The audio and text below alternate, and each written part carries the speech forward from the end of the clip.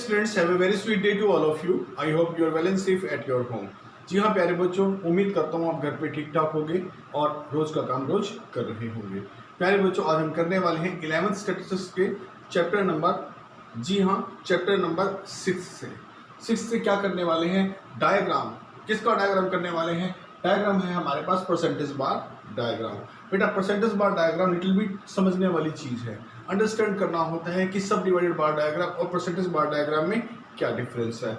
जी हाँ, सब डिवाइडेड बार डायग्राम जो कि टोटल वैल्यू को लेता है, फिर उसकी पार्ट वैल्यू की जाती है उसमें, वो एक इसकी तुलना में एक अनअप्रोप्रिएट सा डायग्राम होता है। जो परसेंटेज बार डायग्राम होता है, इसमें लेंथ की बार हर ईच फैक्टर के लिए, हर ईच यूनिट के लिए 100 के इक्विवेलेंट होती है, जो दिखने में बहुत अच्छा होता है क्योंकि इसमें बार की लेंथ जो है वो अलग अलग होती हैं वैल्यू के अनुसार। किसकी? वेरिएबल की वैल्यू के अनुसार। यहाँ जो भी लेंथ आती है वो एक बराबर 100 के बराबर ही आती है। इनकी ऊंचाइयाँ देखने में बराबर होती हैं। तो मेरे बच्चों, सब डिवाइडेड बार डायग्राम और परसेंटेज बार डायग्राम में अगर कोई अच्छा शो होता है, बहुत अच्छी तरह जो हमें सिग्निफिकेंट लगता है या अट्रैक्टिव लगता है, इफेक्टिव लगता है, तो वो होता है परसेंटेज बार डायग्राम।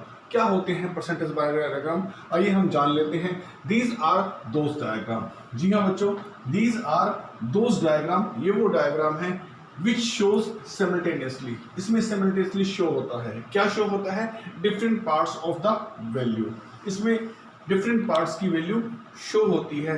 कैसे शो होती है? एक साथ शो होती है। किस फॉर्म में शो होती है? जी, वो फॉर्म में शो होती है परसेंटेज की, जिसमें हर पार्ट्स की वैल्यू के सेट ऑफ डाटा को परसेंटेज की फॉर्म में शो कर लिया जाता है। जो हमारा सब डिवाइडेड बार डायग्राम था, उसमें हमने वैल्यू को परसेंटेज में शो नहीं किया था, बल्कि जितनी भी वैल्यूज थी उन सबको जोड़कर पहले बार स्टैंड की थी, उसमें से हमने सब पार्ट डिवाइड कर दिए थे। यहाँ पर हमें कोई भी डायग्राम बनाने से पहले हमें जितना भी वेरिएबल दिया है पहले उसकी परसेंटेज फॉर्म बनानी पड़ेगी, फिर उसकी कॉम्युलेटिव परसेंटेज बार बनानी पड़ेगी, तब जाके कहीं हम जो है उसको शो कर सकेंगे। जी हाँ, देखने में भले ही दोनों एक जैसे लगते हों, लेकिन बहुत फर्क है। उसमें हर ईच आइटम्स को जोड़ करके टोटल को दिखाकर भी सब पार्ट करते हैं। किसमें? सब डिवाइडेड में करते हैं। जबकि यहाँ पर जो है हम लोग पूरी की पूरी वेरिएबल्स को पहले हम परसेंटेज फॉर्म में कन्वर्ट करते हैं, फिर कॉम्युलेटिव परसेंटेज में करते हैं, तब जाके उसे बार के रूप में दिखा पाते हैं। इसमें नोट करने वाली बात क्या है? परसेंटेज बार डायग्राम में जो टोटल वैल्यू होती है इंडिकेट करती है total length of the bar is assumed to be 100। इसमें जो पूरी बार आएगी उस बार की वैल्यू को हम 100 के बराबर ले लेंगे। किसी की वैल्यू 110 या 120 नहीं होगी। ये देखो जो मैं बना रहा हूँ, ये वैल्यू सब डिवाइडेड में दिखाई देती थी कि किसी की लेंथ 100 की थी, किसी की लेंथ 120 की थी, अर्थात इससे ऊंची थी, किसी की लेंथ और भी ऊंची थी, 140 तक की थी।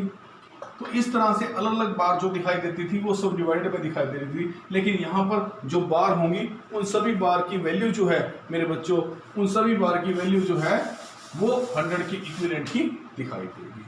जो ईच पार्ट यहाँ शो होगा वो 100 की एवरेज में ही उसका एक पार्ट बनकर शो होगा।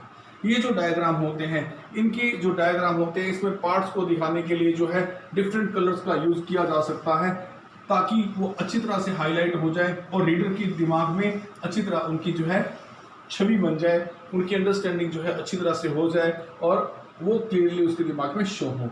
ये जो डायग्राम होते हैं ये सब डिवाइडेड बार डायग्राम से डिफरेंट होते हैं। ये मैं आपको ऊपर ही बता चुका हूँ कि सब डिवाइडेड बार डायग्राम में हम जितने भी पार्ट वैल्यूज होती हैं उनको जोड़ के टोटल को शो करते हैं। जबकि यहाँ जो वैल्यूज मैं लूँगा, पहले इनका सॉल्यूशन बनाऊंगा परसेंटेज में, कॉम्युलेटिव परसेंटेज में, तब जाके मैं इनको शो कर पाऊंगा। जी हाँ, मेरे पास एक एग्जाम्पल लेना पड़ेगा। Take an example to understand this percentage bar diagram. Gross domestic product of different industries. हमारे पास डिफरेंट इंडस्ट्रीज हैं, जैसे कि प्राइमरी इंडस्ट्री है, सेक्टर में प्राइमरी सेक्टर की इंडस्ट्री है, सेकेंडरी सेक्टर की इंडस्ट्री है, टेरिटरी सेक्टर की इंडस्ट्री है।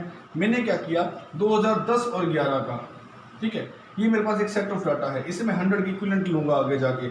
8 लाख प्राइमरी का प्रोडक्शन है, 8 लाख टन, 12 लाख टन मेरे पास प्रोडक्शन सेकेंडरी का है, और टेरिटरी सेक्टर का मेरे पास है 30 लाख टन। अगर मैं इसका टोटल करूँ 8 और 12 20 और 30 50 लाख टन मेरे पास इसका टोटल आ गया है। ठीक है, इस 50 लाख टन को मैं 100 की इक्विवेलेंट लूंगा, तब उसकी परसेंटेज निकालूंगा। ठीक है, अगला मेरे पास है 2011 और 12 का एक सेटअप डाटा। इसमें प्राइमरी सेक्टर का योगदान है 9 लाख के लगभग, सेकेंडरी सेक्टर का योगदान है 18 लाख, 9 और 18 27, टेरिटरी सेक्टर का योगदान है इसमें 36 लाख। ठीक है, तो ये प्रोडक्ट जो मैंने लिया है इसकी परसेंटेज निकालूंगा तब मैं इसको शो कर पाऊंगा। ये अगर टोटल करूं 9 और 18 27 और 36, जी हाँ 63 लाख के बराबर होगा। बाकी आपको डायग्राम में मैं अभी बना के दिखाता हूँ। Dear students, percentage bar diagram mostly तभी बनता है जब हाई मैग्नीट्यूड का डाटा होता है, हाई वैल्यूज का डाटा होता है, जहाँ हमें स्पष्ट 100 के रूप में कन्वर्ट कर देना चाहिए। प्यारे बच्चों, इस टेबल में मैंने थोड़ा सा चेंज किया है। जो टेबल मैं पीछे बना रहा था आपको दिखाई थी मैंने, उसमें मुझे सेकेंड ईयर को चेंज करना पड़ा क्योंकि परसेंटेज पूरी निकालने में थोड़ी दिक्कत आ रही थी। अब ये मेरे पास टेबल है जिससे मैं तुम्हें परसेंटेज बार डायग्राम को अच्छी तरह समझाना चाह रहा हूँ। इसमें 8 लाख का प्राइमरी सेक्टर का योगदान है, 12 लाख का योगदान जो है वो सेकेंडरी सेक्टर का है और 30 लाख का योगदान जो है टेरिटरी सेक्टर। ठीक है मेरे बच्चों, टोटल मैं करूं तो 50 लाख आ जाएगा। सबसे मुझे मेरे निकालना है 10 और 11 का परसेंटेज निकालना है मेरे बच्चों, फिर निकालना है क्युमुलेटिव परसेंटेज। परसेंटेज निकालना सिखाता हूँ। इंडिविजुअल इकाई 8 लाख अपॉन टोटल 8 12 20 और 30 50 गुना 100 परसेंटेज फॉर्म में आ जाएगा ये। ठीक है, ये 50 से 50 कैंसिल, इसको इससे काटा 2 8 टू द 16%। नेक्स्ट है 10 अपॉन 50 मल्टीप्लाई 100। ये आपकी 0 5 से 5 कैंसिल, 6 है तो 6 से 6 कैंसिल, या सिर्फ ओनली 5 को इससे काटेंगे। एक बार दोबारा देखना पड़ेगा हमें। 20 50 ये है हमारे पास 12 लाख, सॉरी 12 लाख। 50 से 50 कैंसिल। ठीक है, अब बचा यहाँ पर 50 और 50 निकाटा है 100 को 2 पे, 12 टू जा 24%। Next 30,000 upon 50, 30 lakh sorry upon 50 lakh multiply 100। ये 5 से 5 गई, 6 से 6 गई, बल्कि इसको इससे काटा कितना आया 2020, 2 3 जा 60, टोटल आया 100। ये परसेंटेज फॉर्म में शो हो गया मेरे बच्चे।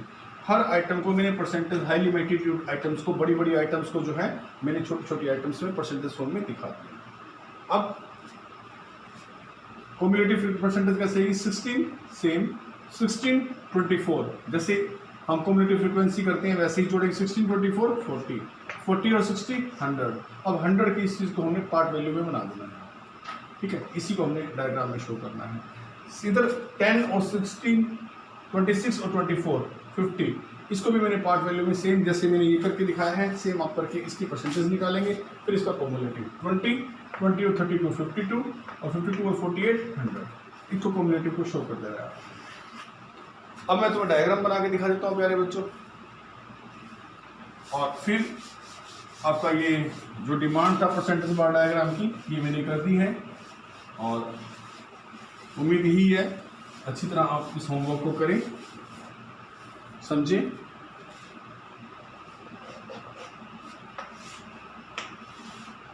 OX एक्सिस, OY एक्सिस, इस पे आने वाले हैं sectors, sector year, sorry year में हमने क्युमुलेटिव को शो करना है 2010 और ईयर। आपको पता है पहले एक इक्विडिस्टेंस के लिए ईयर 2 हैं, 1 और 2।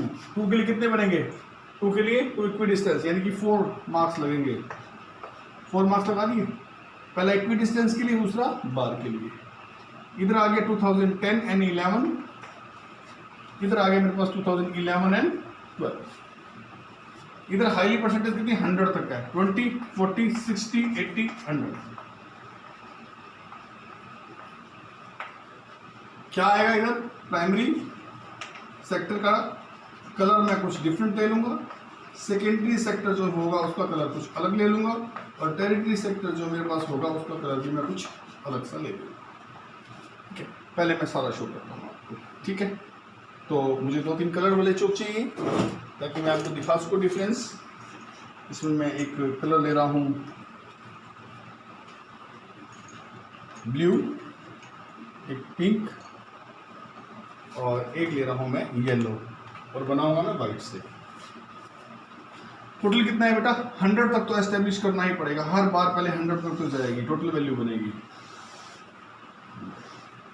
आगे 100, हर बार 100 की वैल्यू में खड़ी होती है। उधर भी टोटल वैल्यू क्या है 100, बना दीजिए 100। ये एक इक्विडिस्टेंस, ये भी इक्विडिस्टेंस, अब बनाएंगे 100 आगे 100। अब क्या करना है, ये जो कम्युलेटिव परसेंटेज मैंने निकाली थी, ये तो मैंने निशान लगाने के लिए निकाली थी। पहला आएगा 16 पे, एक बार 16 पे लगेगा। 16 के लिए क्या है, कौन सा सेक्टर है प्राइमरी, तो इसको मैं येलो कलर कर रहा हूँ प्राइमरी के लिए। 16% था मेरे बच्चों, ठीक है। आप इसे 16% कह सकते हैं, यहाँ का शेयर, ये मेरा प्राइमरी सेक्टर हो गया। कलर की बजाय शेड जो मर्जी कर सकते हैं। दूसरा मेरा मार्क 24, इसके अब पाना चाहिए, या फिर मुझे कहाँ निशान लगाना है 40 पे। अब मैं 40 पे निशान लगा दूंगा तो 24 अपने आप कवर कर लेगा। ऊपर का बचा हुआ कितना बचा, फिर कहाँ आएगा निशान 100 पे, 100 पे आ गए मेरे बच्चों, कवर कर लिया आपने आप। पहला 16 पे, उसके बाद 24, ये ब्लू कलर दे रहा हूँ मैं सेकेंडरी सेक्टर को, ठीक है। और 16, 40 यानी 40 पे अगर मैं मार्क लगाऊंगा तो 24 इसके ऊपर आ जाएगा। अब जो बचेगा रेस्ट वो कितना है 60, इसके ऊपर 60 बचा है, 40 के ऊपर जो 60 बचा हुआ है, ठीक है। टेरिटरी सेक्टर के लिए, इसके लिए मैं ले रहा हूँ आपको कलर